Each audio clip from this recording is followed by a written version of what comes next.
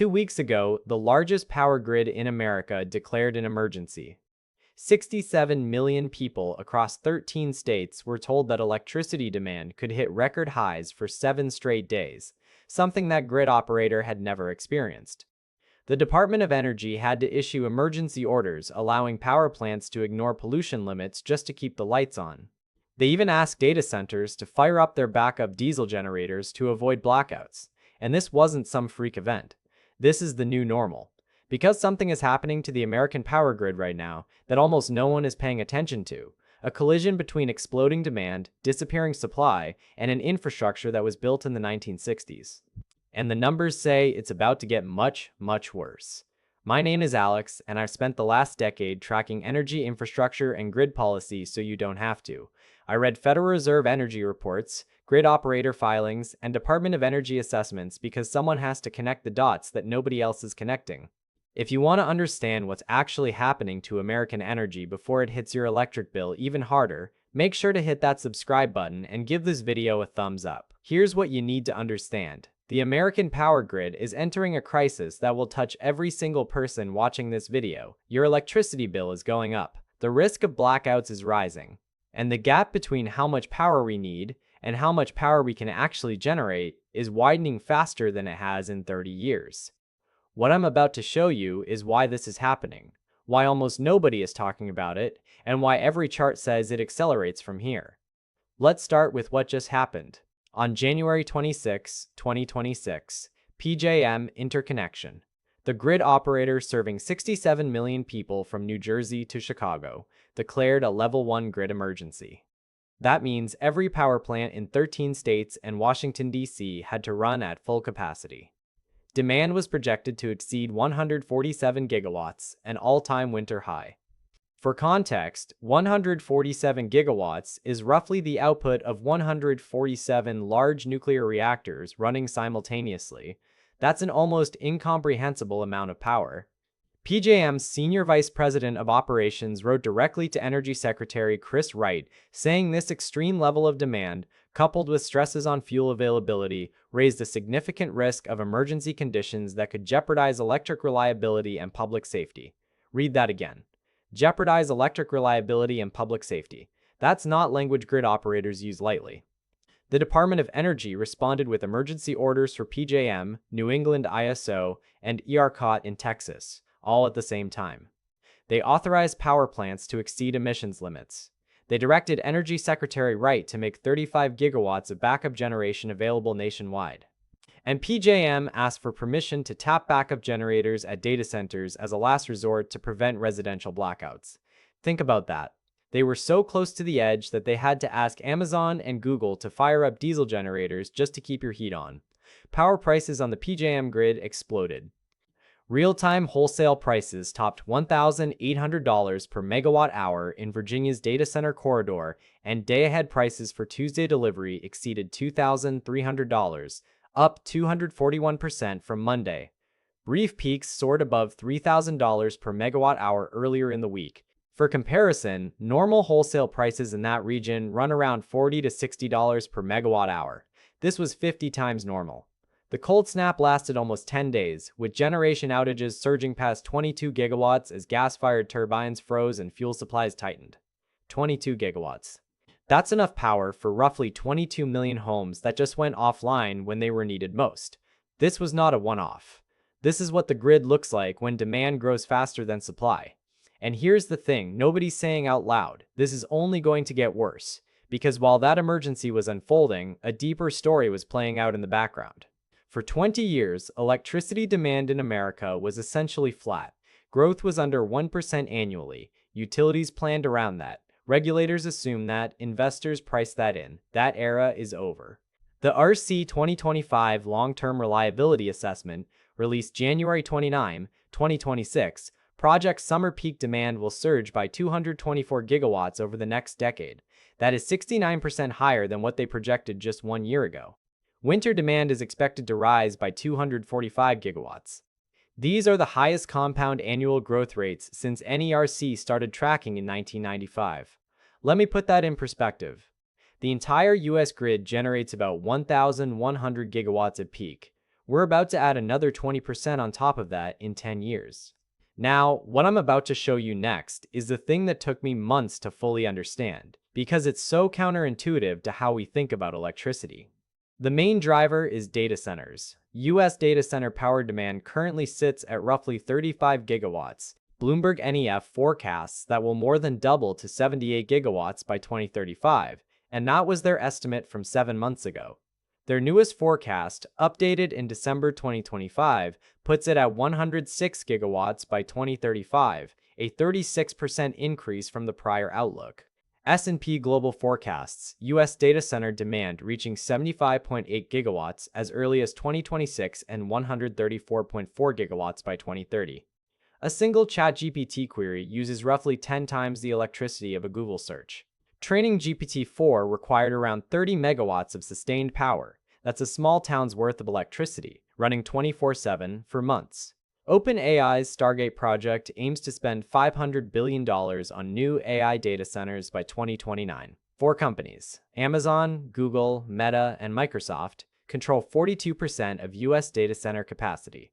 Amazon alone plans to quadruple from 3 to 12 gigawatts, and every one of those gigawatts needs to be available, on demand, 24 hours a day, 7 days a week, without interruption. Data centers accounted for 4% of total US electricity use in 2024. By 2028, that's projected to reach 7 to 12%. In Virginia alone, data centers already consume 26% of the state's electricity. 26%. More than a quarter of everything that state generates goes to keeping servers cool and AI models running. But it's not just data centers. Electric vehicles, industrial electrification, cryptocurrency mining, heat pump deployment, and manufacturing reshoring are all adding demand simultaneously. These aren't separate trends. They're all happening at once. And the grid was not built for this. If you've made it this far, you're already ahead of 90% of people who have no idea this is coming. But don't stop now, because what comes next is where you'll understand why the supply side of this equation is the real nightmare. While demand is exploding, supply is disappearing. Utilities have announced plans to retire over 55,000 megawatts of coal capacity in just the next 5 years, concentrated in the exact regions NERC flagged as high risk. Over the next decade, total retirements could exceed 105 gigawatts of dispatchable generation, enough to power up to 100 million homes. Dispatchable generation means power you can turn on when you need it. Coal, natural gas, nuclear. The stuff that runs when the sun isn't shining and the wind isn't blowing. The DOE released a report in July 2025 warning that if current retirement schedules continue alongside projected load growth, blackout risk could increase 100 times by 2030. 100 times. Annual outage hours could jump from single digits today to more than 800 hours per year. That's not a typo. 800 hours. That's more than 33 days per year without power. Of the 209 gigawatts of new generation expected by 2030, only 22 gigawatts come from firm baseload sources. The rest is solar and wind, which cannot produce power on demand, especially during the winter cold snaps and summer heat waves when the grid is most stressed. Solar produces almost nothing during a winter emergency like the one PJM just experienced. Wind turbines freeze. And when everyone needs power at the same time, renewables can't deliver it. NERC's assessment found that 13 of 23 North American grid regions face elevated or high resource adequacy risks over the next 5 years. The high-risk regions include MISO covering the Midwest, PJM covering the Mid-Atlantic, ERKN in Texas, and parts of the Pacific Northwest. More than half of the United States now falls in an elevated or high-risk category for potential electricity shortfalls. Here's where it gets even more concerning. Winter is now replacing summer as the higher-risk season. Generator performance drops in extreme cold due to freezing and fuel supply issues.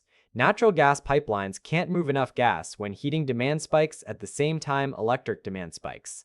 Solar produces little during the coldest hours.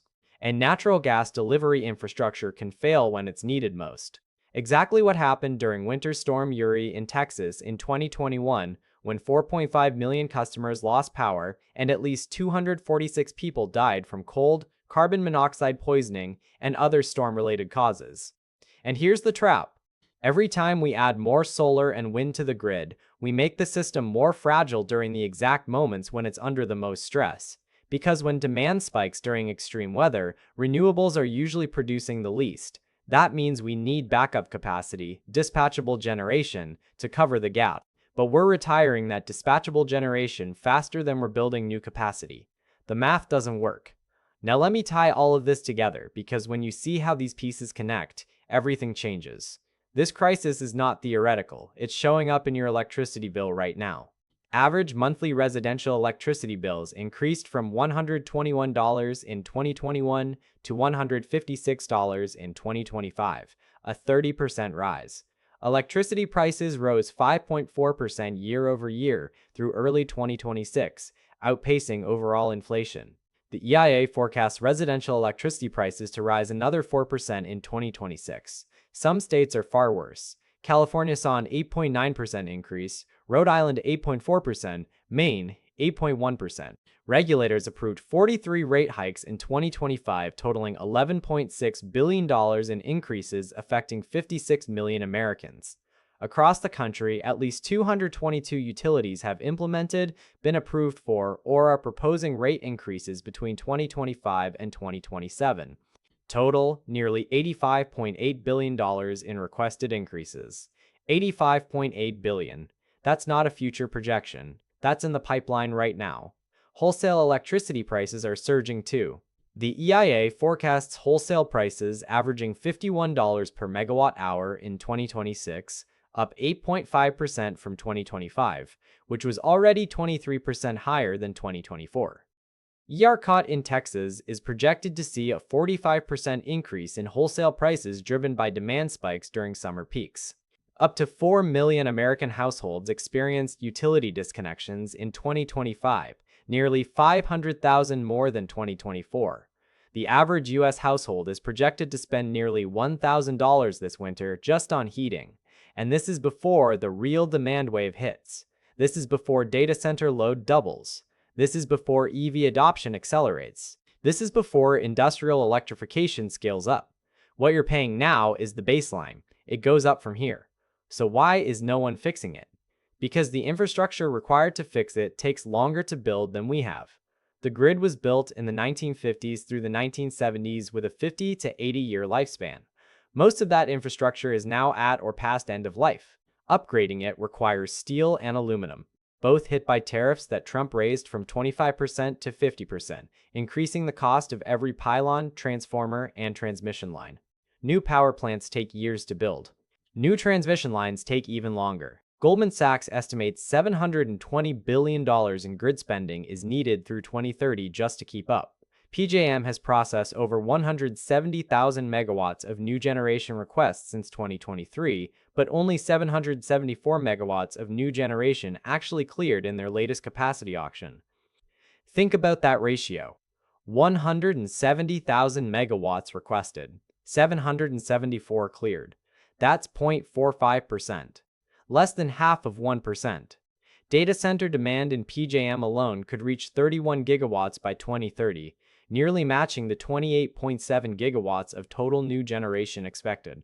One sector is consuming the entire new supply before anyone else gets access, and that sector pays premium prices, which means utilities prioritize them, which means residential and commercial customers are left fighting over what's left.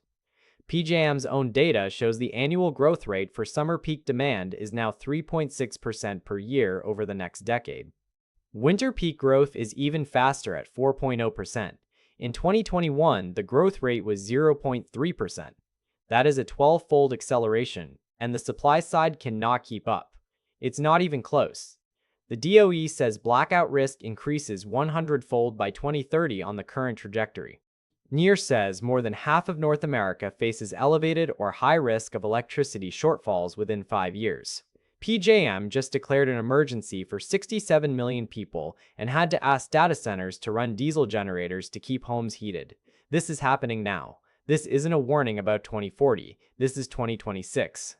Electricity bills rose 30% in 4 years and are projected to keep climbing. Wholesale prices are surging.